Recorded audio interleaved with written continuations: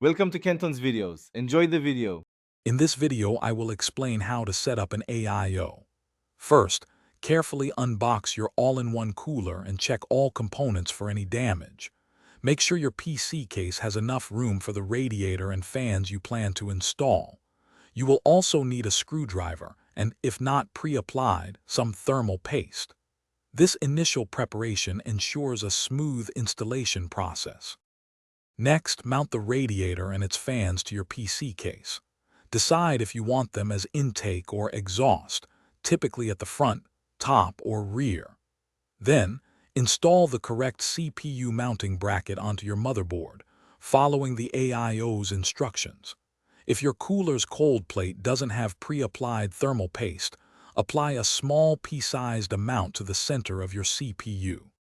Now, carefully place the pump and cold plate assembly onto your CPU, aligning it with the mounting bracket. Tighten the screws in a diagonal pattern until snug, but do not over-tighten. Connect the pump's power cable to the CPU FAN or AIO pump header on your motherboard. Finally, route all fan and RGB cables neatly, using zip ties or Velcro straps for good cable management.